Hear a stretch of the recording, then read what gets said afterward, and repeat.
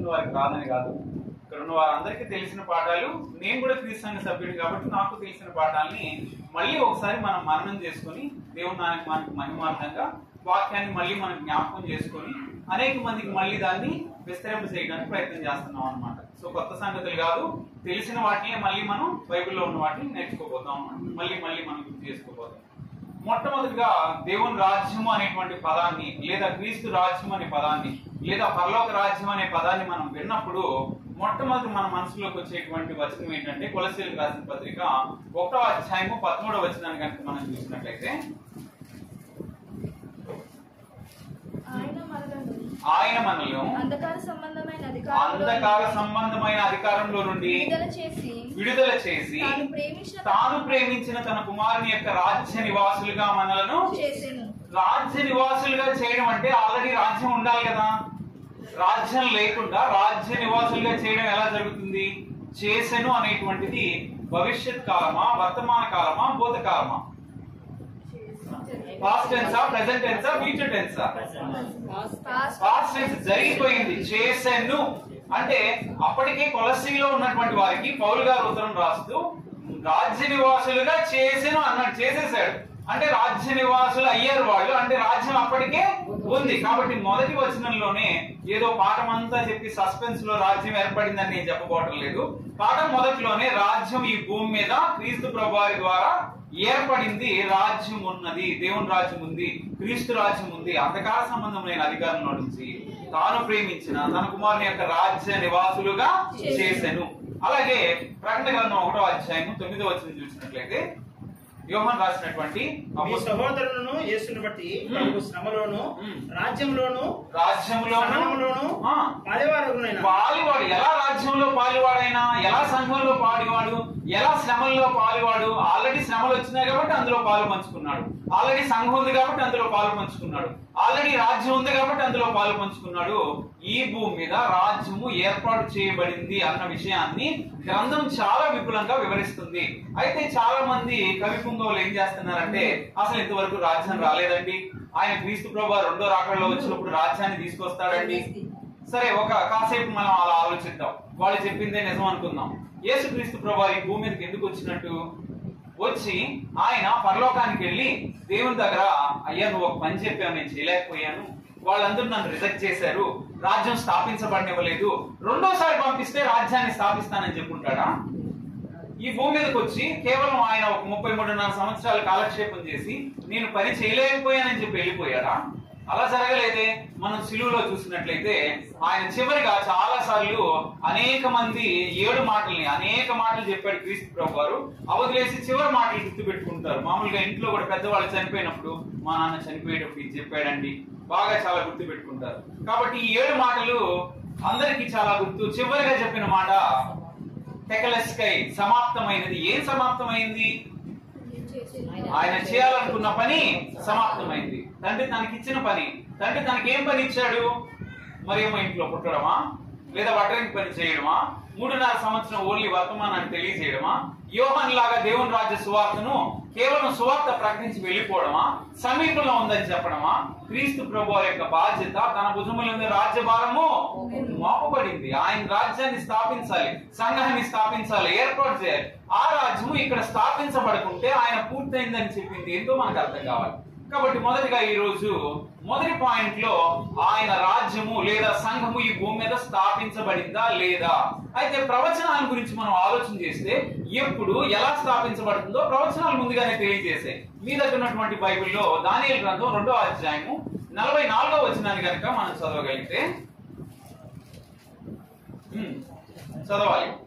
ఆ రాజుల కాలములో పరలోకమందున్న దేవుడు ఒక రాజ్యము స్థాపించి దానికెన్నటికి ఆ రాజుల కాలం. ఏ రాజుల కాలము? 2వ అధ్యాయం మొత్తం మనం చదివితే నెబుకద్నెజరుకి ఒక కల వచ్చింది. ఆ కలభావాన్ని దానియేలు వివరిస్తున్నాడు. అక్కడ మొట్టమొదటిగా అక్కడ ఉన్నటువంటి బబులోనియల్ రాజ్యం గురించి మాట్లాడాడు. అది శిరస్సు లాంటిది. ఆ తర్వాత భుజముల లాంటిది. ఏంటది? 2వ రాజ్యము, మాది పారసీయుల రాజ్యము. ఆ తర్వాత గ్రీకుల రాజ్యము. ఆ తర్వాత రోమా రాజ్యము, 4వ రాజ్యము. 4 రాజులు పరిపాలన చేశారు. 4 రాజ్యాలు అక్కడ పరిపాలన గురించి మాట్లాడుతున్నాడు దానియేలు. దేవుడు అక్కడ ప్రవచనాన్ని ఇచ్చాడు, దేవుడు కలనిచ్చాడు. మొదటేమో బబులోనియల రాజ్యము, అది బంగారం లాంటిది అన్నాడు. ఆ తర్వాత మాది పార్సీకుల రాజ్యము, ఆ తర్వాత గ్రీకుల రాజ్యము, ఆ తర్వాత రోమా సామ్రాజ్యం. ఈ రోమా సామ్రాజ్యం కాలంలో ఒక ఎన్నటికి నాశనం కలగని ఒక రాజ్యం వస్తుంది అన్నమాట. ఈ రోమా ప్రజల సామ్రాజ్యంలో ఉన్నటువంటి కాలం ఏంటి అంటే క్రీస్తు ప్రభు వారు పుట్టి చనిపోయినటువంటి కాలం. ఏ కాలం? రోమీల కాలం. ఇప్పుడు రోమీలు పరిపాలన చేస్తున్నారా? రోమీల కాలంలో రాజ్యం రావడానికి, లేదా బ్రిటిష్ కాలంలో రావడానికి, లేదా అమెరికన్ల కాలంలో రావడానికి, లేదా భారతీయుల కాలంలో రావడానికి అక్కడ ప్రవచనం ఉందా? రోమా రాజ్యం పరిపాలన జరుగుతున్నప్పుడు రాజ్యం రావాలి. రోమా రాజ్యం వచ్చి క్రీస్తు ప్రభు వారు పుట్టి చనిపోయి తిరిగి లేచినటువంటి 2000 సంవత్సరాల క్రితం రోమీలు ప్రపంచాన్ని పరిపాలన చేస్తున్నారు. కాబట్టి ఏ కాలంలో రాజ్యం వస్తుందని ప్రవచనము? రోమా రాజుల కాలంలో. కాబట్టి దేవుని యొక్క ప్రవచనం నిరర్థకం అవుతుందా? ఆయన అబద్ధాలు ఆడతాడా? ఆయన తప్పైనటువంటి ప్రవచనాలు చెప్తాడా? కాబట్టి 100% కన్ఫర్మేషన్ ఏంటంటే దేవుని యొక్క రాజ్యము ఎన్నటికి నాశనం కలగనటువంటి రాజ్యము రోమా రాజుల యొక్క ప్రభుత్వంలో స్థాపించబడి ఉండాలి. ఇంకా మనం కన్ఫర్మ్ చేసుకోవాలి. బైబిల్లో చదువుతూ కన్ఫర్మ్ చేసుకోవడానికి ప్రయత్నం చేద్దాం. మనం చూసినట్లయితే మత్తయి సువార్త 3వ అధ్యాయంలో యోహాన్ గారు ప్రకటన చేస్తూ బాప్తిసం ఇచ్చి యోహాన్ ఏం చెప్తున్నాడంటే మారు మనస్సు విషయమైనటువంటి బాప్తిసం గురించి ఆయన మాట్లాడుతూ దేవుని రాజ్యము సమీపంలో ఉంది అన్నాడు. సమీపంలో ఉంది, మీరు మారు మనస్సు పొందుకున్నాడు. మరి సమీపంలో ఉంది అంటే సమీపము అన్న పదానికి అర్థం ఏంటి? ఎంత దగ్గరలో ఉన్నట్టు? మామూలుగా ఒక విషయాన్ని మనం పెళ్లి పత్రికలు పంచేటప్పుడు ఎప్పుడు పెళ్లి పత్రిక ఇస్తారు? 2028 మార్చిలో పెళ్లి అయితే ఈ నెల వచ్చి పెళ్లి పత్రిక ఇస్తారా? మామూలుగా బంధువులందరికి ముందే తెలిసిపోతుంది పెళ్లి జరగబోతుంది. ఒక 3 నెలల ముందే అబ్బాయిని అమ్మాయిని చూసినప్పుడే వాళ్ళు ఏమడుగుతూ ఉంటారంటే పత్రిక ఎప్పుడు ఇస్తారమ్మా అని అడుగుతుంటారు. ఇంట్లో వాళ్ళు ఏం సమాధానం చెప్తారు? ఇంకా టైం కాలేదు కదా, ఇంకా సమయం ఉందిలేండి, దగ్గరకు వచ్చినప్పుడు మొదలెడతాం అంటారు. కాబట్టి దగ్గర అన్న పదానికి మనకి చాలా బాగా అర్థం తెలిసినప్పుడు ఆ సమీపం అన్న పదాన్ని అక్కడ ఎందుకు వాడుతున్నాడు? ఒక హచ్చైన, ఒక అల్లైన, ఒక చిన్న పదమైన, ఒక అరైనా సరే బైబిల్లో ఉన్న ప్రతి పొల్లు అరకి అర్థం ఉంది. కాబట్టి సమీపంలో దేవుని రాజ్యం ఉందన్న ప్రకటన చేస్తున్నాడు. అట్లాగే మీరు మారు మనసు పొందండి, మీరు మారు మనసు పొంది, ఎందుకంటే దేవుని రాజ్యము సమీపంగా ఉంది. మత్తయి సువార్త 4వ అధ్యాయం 17వ వచనం చూస్తే దేవుని రాజ్యం ఎలా ఉంది? సమీపంగా ఉంది అని చెప్తా ఉన్నాడు. సమీపించింది. యేసుక్రీస్తు ప్రభువు తన నోటితో చెప్తున్న మాట ఏంటంటే పరలోక రాజ్యము సమీపంగా ఉంది. క్రీస్తు ప్రభువు అబద్ధాలు ఆడట్లేదు, యోహాన్ గారు అబద్ధాలు ఆడట్లేదు. మనకి ఈ రోజు వాక్యాన్ని అందించినటువంటి పరిశుద్ధాత్ముడు లేఖనాల్లో ఎప్పుడు అబద్ధాన్ని రాయించలేదు, ఉన్నది ఉన్నట్లుగా రాయించారు. కాబట్టి దేవుని రాజ్యం మొదలయ్యిందా మొదలవ్వలేదా అన్న విషయాన్ని మనం చూస్తా ఉన్నాం. మార్కు సువార్త 9వ అధ్యాయం 1-2 వచనాలు కనుక మనం చూసినట్లయితే మార్కు సువార్త 1వ అధ్యాయం 2వ వచనం, 1 మరియు 2 వచనాలు. ఇదిగో దేవుడు కుమారుడు యేసుక్రీస్తు సువార్త ప్రారంభము. ఇదిగో నా దూతను నీకు ముందుగా పంపుతున్నాను, అతను నీ మార్గం సిద్ధపరచును, ప్రభు మార్గం సిద్ధపరచుడి. మార్కు సువార్త 9వ అధ్యాయం 1-2. మరియు ఆయన ఇక్కడ నిలిచి ఉన్న వారిలో కొందరు దేవుని రాజ్యము బలముతో వచ్చుట చూచు వరకు మరణము రుచి చూడరని నిశ్చయముగా చెప్తున్నా. దేవుని రాజ్యము బలంతో రావడం, మీలో కొంతమంది రుచి చూసే వరకు మరణాన్ని చూడరు. బైబిల్లో పెద్దవాళ్ళు మాట్లాడకుండా సండే స్కూల్ వాళ్ళు యూత్ ఆన్సర్ చెప్తారేమో చూద్దాం. బైబిల్లో ఎక్కువ కాలం బ్రతికిన వాళ్ళు ఎవరు? మెతుషల వయసు ఎంత? 969 సంవత్సరాలు హైయెస్ట్ రికార్డెడ్ ఎవరైతే బ్రతికారు. అయితే ఇక్కడ వచనం ప్రకారంగా దేవుని రాజ్యం బలంతో వచ్చే వరకు మీలో ఉన్న కొంతమంది మరణాన్ని, అందరూ కాదు కొందరు అంటే కొంతమంది చనిపోతారు కాబట్టి కొందరు రుచి చూడరు. కాబట్టి కొందరు, మీలో ఉన్న కొందరు మరణించక ముందే దేవుని రాజ్యం వస్తుందని క్రీస్తు ప్రభువు చెప్తే ఇప్పటికి 2000 సంవత్సరాల కంటే పైబడిన వయసు వాళ్ళు మన మధ్య తిరుగుతున్నారా? ఆ సెంటర్లో భారతదేశంలో ఉన్నారా? కొన్ని ఆఫ్రికాలో ఉన్నారా? ఇజ్రాయెల్ దేశంలో ఉన్నారా? ఏమన్నా? ఎక్కడా లేరు. అంటే వాళ్ళల్లో కొంతమంది చనిపోక ముందే ఏమొచ్చి ఉండాలి? దేవుని రాజ్యం వచ్చేసి ఉండాలి. ఎందుకంటే ప్రవచనం కదా అది. మీలో కొంతమంది మరణాన్ని రుచి చూడక ముందే దేవుని రాజ్యం బలంతో రావడము చూస్తారు. కాబట్టి దేవుని రాజ్యం బలంతో రావడం రుచి చూస్తారు అనే విషయాన్ని ముందుగానే ప్రవచనం చేసింది. ఆ ప్రవచన ప్రకారంగా దేవుని రాజ్యం వచ్చి ఉండాలి. వచ్చిందా రాలేదా అనేది మనం ఈ రోజు వెరిఫై చేస్తున్నాం. రెండవ సమూయేలు గ్రంథం 7వ అధ్యాయానికి వెళ్ళినట్లయితే, రెండవ సమూయేలు గ్రంథము 7వ అధ్యాయము 12-13 వచనాలు చూసినట్లయితే, నీ దినములు సంపూర్ణములకు ఆ, నీవు నీ పుత్రులతో కూడా నిద్రించిన తరువాత నీ గర్భవాసముల నుండి వచ్చిన నీ సంతతిని హెచ్చించి రాజ్యమును అతని స్థిరపరిచేదను. అతడు నా నామ ఘనత కొరకు ఒక మందిరమును కట్టించును. అతని రాజ్య సింహాసనమును నేను నిత్యము స్థిరపరిచేదను. ఆయన రాజ్య సింహాసనము నిత్యము నేను స్థిరపరిచేదను. ఇక్కడేమో రాజ్యం గురించి మాట్లాడుతున్నాం. రాజ్య సింహాసనం, రాజ్యము సింహాసనము. ఎవరు రాజుగా వ్యక్తి సింహాసనాధీశునై ఆయన రాజ్యాన్ని స్థిరపరుస్తాడంట దేవుడు. మరి దావీదుతో మాట్లాడుతున్నాడు. దావీదు కుమారుడైనటువంటి సొలొమోను నిత్యం పరిపాలన చేశాడా? ఆయన మందిరం కట్టించిన మందిరం గురించి మాట్లాడుకుంటే ఆ మందిరానికి చెల్లిపోయింది. ఆ మందిరాన్ని కూలదోసి 2-3 రోజుల్లో నేను ఇంకో మందిరాన్ని కడతానన్నాడు క్రీస్తు ప్రభువారు. నిత్యం ఉండబోయేటువంటి ఆ మందిరం అయితే అది కాదు, ఆ రాజ్యం అయితే అది కాదు. ఆయన మాట్లాడినటువంటి వ్యక్తి సొలొమోను గారు కాదు. ఆయన మాట్లాడుతున్నది దావీదు గురించినటువంటి వాగ్దానాన్ని. దావీదుకి ఒక వచనం చెప్తున్నాడు, అయ్యా నీ రాజ్యం స్థిరపరచబోతున్నాను నేను అంటున్నాడు. అది నిత్యం ఉంటుంది అంటున్నాడు. ఈ నిత్యం ఉండేటువంటి రాజ్యము, దానియేలు గారు మాట్లాడిన రాజ్యం కూడా ఆ రాజ్యం నిత్యము నిలిచే రాజ్యం అన్నాడు. కాబట్టి ఈ రాజ్యానికి పొంతనుంది. ఇక్కడ దావీదు పరిపాలన చేసినా, సౌలు పరిపాలన చేసినా, రెహబాము పరిపాలన చేసినా, సొలొమోను పరిపాలన చేసినా, యూదులు ఇశ్రాయేలీయులు 40 మంది రాజులు పరిపాలన చేసిన రాజ్యాలన్నీ కూలిపోయాయి. ఆ రాజ్యాలన్నీ ఇటు అష్షూరు చెర కొంతమంది వెళ్ళారు, బబులోను చెర కొంతమంది వెళ్ళారు. రాజ్యం విభజించబడింది, 12 గోత్రాలు అయ్యారు. ఆ రాజ్యాలన్నీ నాశనం అయిపోయాయి. అయితే ఆయన మాట్లాడుతున్న రాజ్యం ఏ రాజ్యము? ఆయన కడతానన్నటువంటి మందిరము ఏ మందిరము? ఆయన కూర్చోబెడతానన్నటువంటి ఆ వ్యక్తి సింహాసనం పైన ఎప్పుడు కూర్చుంటాడు? కూర్చున్న ఆ వ్యక్తి ఎవరు అనేది ఈ రోజు మనం ఆలోచన చేయాల్సిన అవసరం ఉంది. మనం ఇప్పుడు ఎక్కడికి వెళ్ళాలంటే ఆ రాజ్యం ఎప్పుడు ప్రారంభమైందో ఆ ప్రదేశానికి వెళ్ళాలి. అపోస్తుల కార్యము 2వ అధ్యాయానికి వెళ్తే, అపోస్తుల కార్యము 2వ అధ్యాయానికి వెళ్తే 2వ అధ్యాయంలో 36వ వచనం చూసినట్లయితే, మీరు సిలువ వేసిన ఈ యేసునే దేవుడు ప్రభువుగాను క్రీస్తుగాను నియమించెను.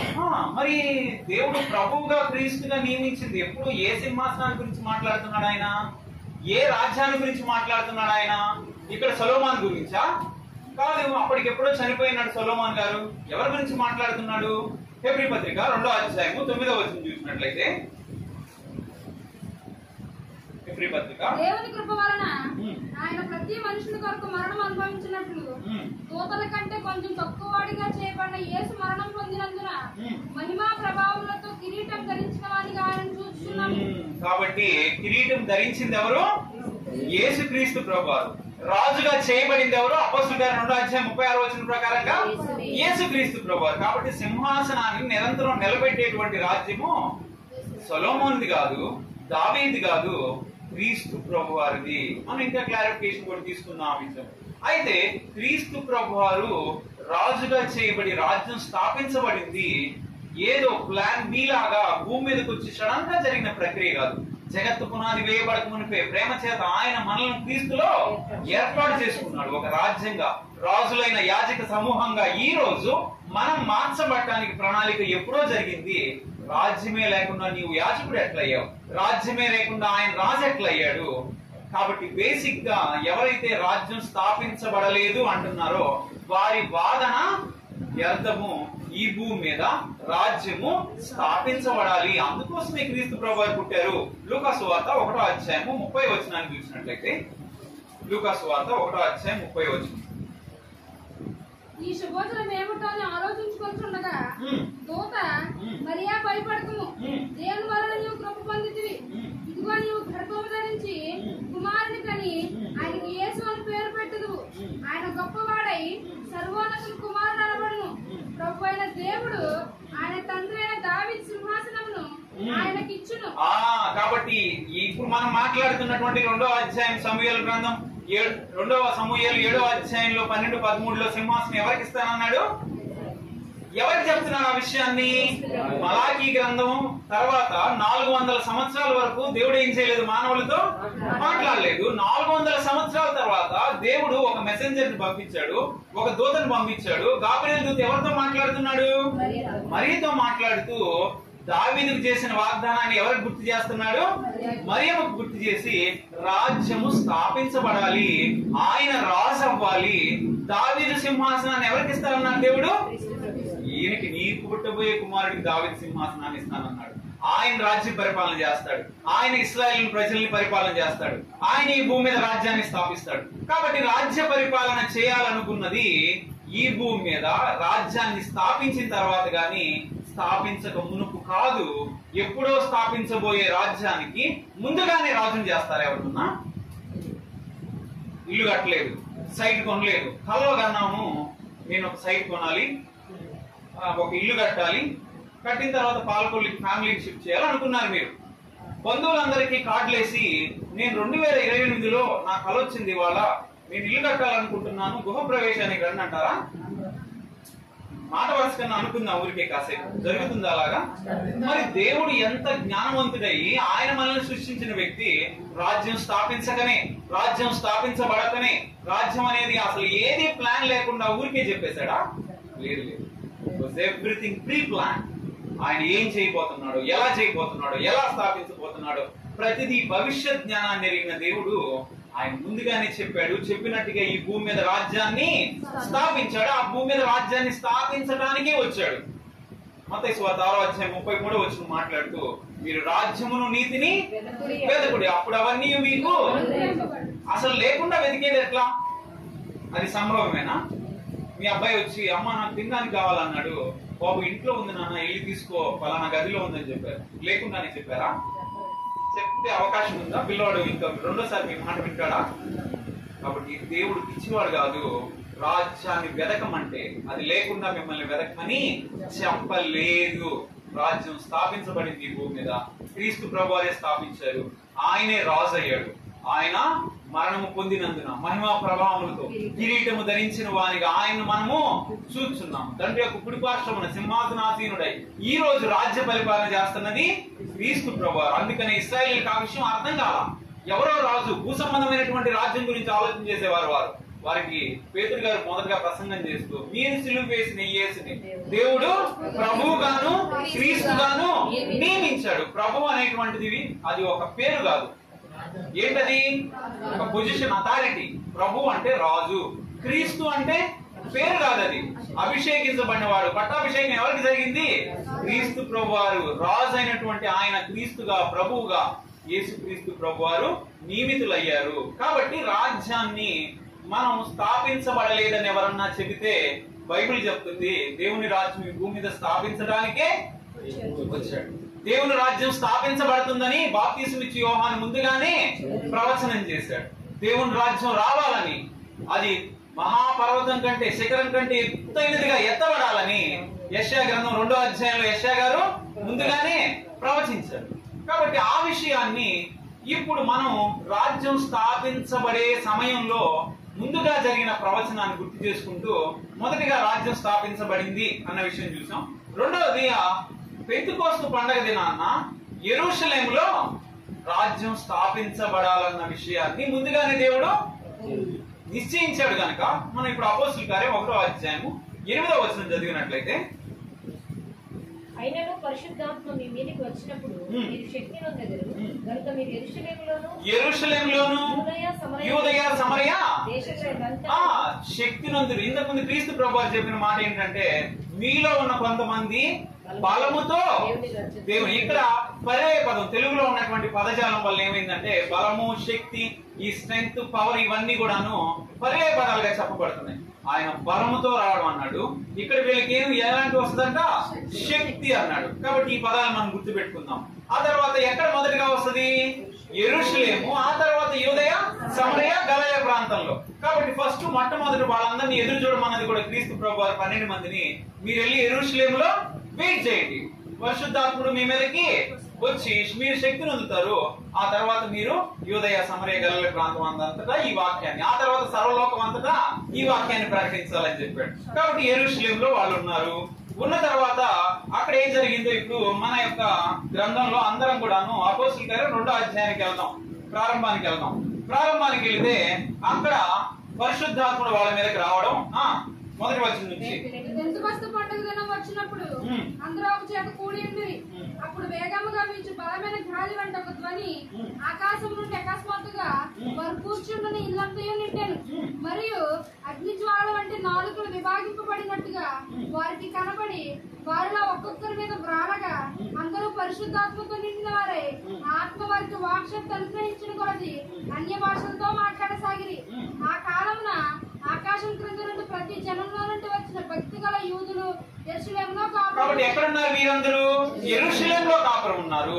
యెరూషలేములో ఉన్న వాళ్ళ మీద, ఆ రోజు మేడగది మీద ఉన్నటువంటి వ్యక్తుల మీద అక్కడ చాలా మంది ఏంటంటే మొదటి అధ్యాయంలో చూసి 120 మంది ఉన్నారు. లేదు కింద మనం చూస్తే పేతురు గారు మరి 11 మందితో కలిసి లేచి నిలబడి ప్రసంగం. అంటే కేవలం ఎవరి మీద మాత్రమే పరిశుద్ధాత్మ యొక్క శక్తి వచ్చింది?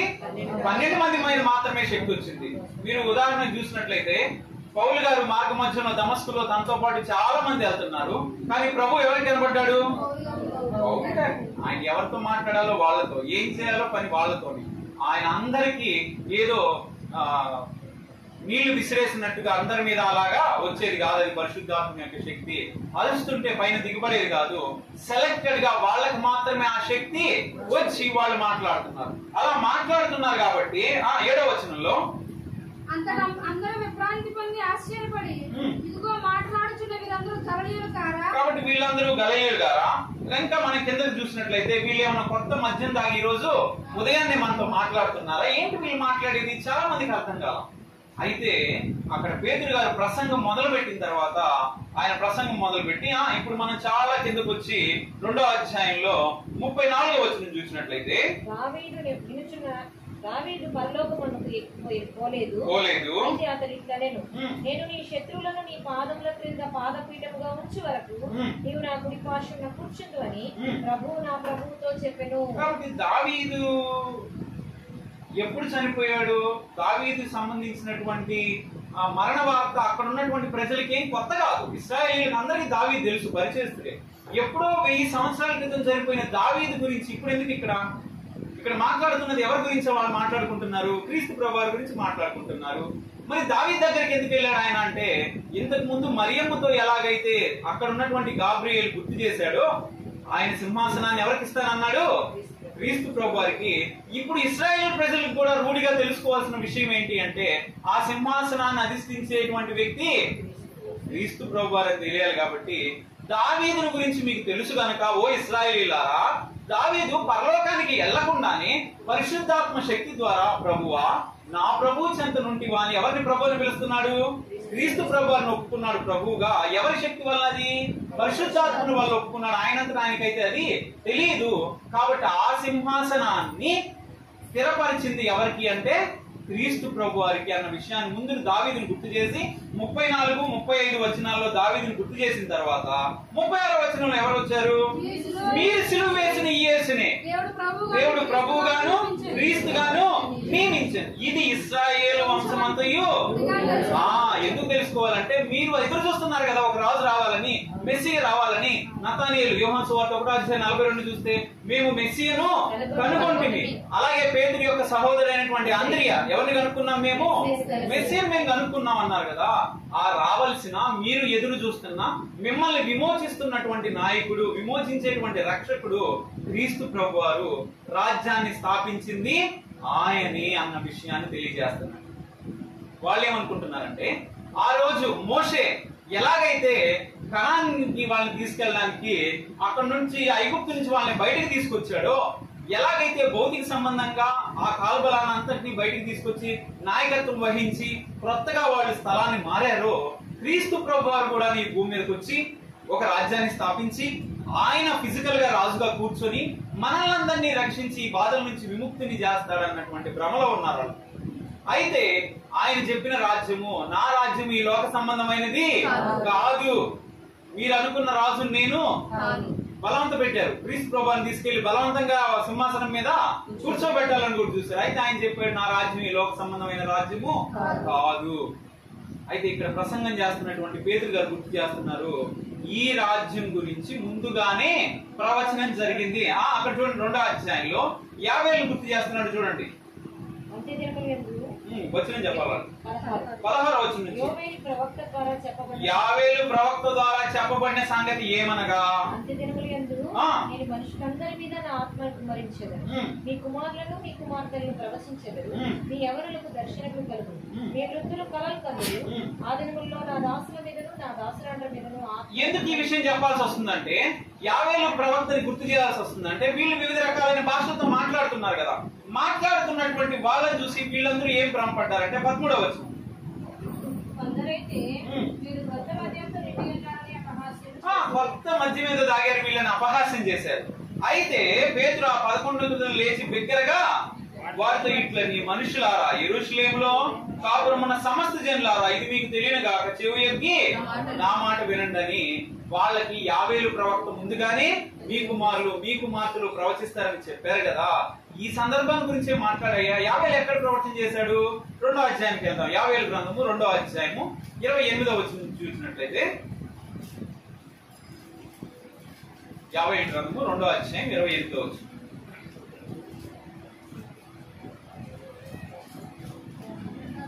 తరువాత